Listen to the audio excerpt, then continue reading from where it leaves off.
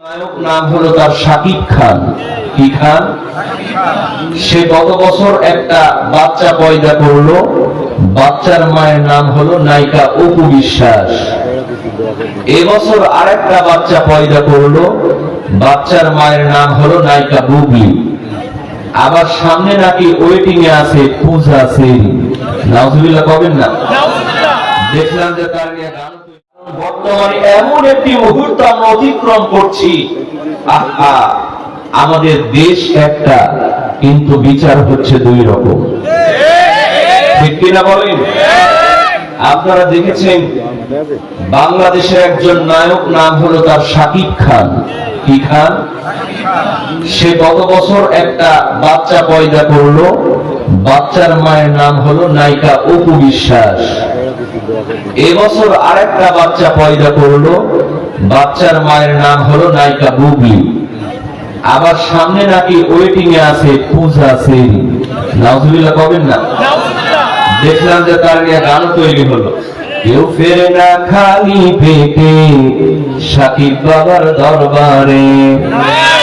মানে যে যাচ্ছে একটা করে বাচ্চা নিয়ে মিডিয়ার সামনে হাজির হচ্ছে। কথা বলেন ঠিক কিনা? কিন্তু আফসোস, এই দেশের কোন বুদ্ধিজীবী, কোন সাংবাদিক, কোন প্রশাসনের লোক ওই শাকিব খানকে প্রশ্ন করলো না, ও শাকিব খান, তুমি যে বিয়ে করেছো তোমার কাবিন নামা কই? কথা বল ঠিক কিনা? অথচ এই দেশে যখন কোন আলেম তার স্ত্রীকে নিয়ে বেড়াতে যায়, আগে জিজ্ঞেস করা হয় তোর কাবিন নামা কই? কথা বল ঠিক কিনা? এই দেশে নায়িকা পরিমণি যখন জেল থেকে বের হয়, তার হাতের মধ্যে মেহেদি লাগানো থাকে। কি লাগানো থাকে? যেন কোন বিউটি পার্লার থেকে বের হলো। আর যারা কোরআনের তাফসীর করেন, কোরআনের হক কথা বলেন, তাদেরকে যখন বের করা হয়, আপনারা দেখেছেন ছোট্ট শিশু বক্তা রফিকুল ইসলাম মাদানী, এই ছোট্ট বক্তাটারে পায়ের মধ্যে হাতের মধ্যে ডান্ডা তৈরি করিয়ে বের করা হয়েছে। কথা বলেন। আজকে তো এই কথাগুলি বলাও যায় না, হুজুর এগুলো বলেন না, বললে কিন্তু খবর আছে। কথা বল ঠিক কিনা?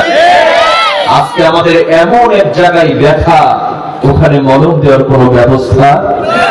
ওই যে একটা গান আছে না, ওরে মনে যদি পছন্দ ধরে গন্ধ কি রে পাওয়া যায়, চোখে তারে যায় না দেখা, মলম দিহিবি কোন জায়গা।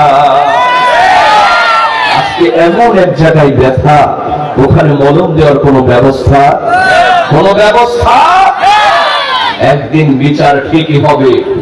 যেদিন ফাইনাল খেলা হবে, ওদিন ধরে ধরে বিচার করা হবে। কথা বলেন ঠিক?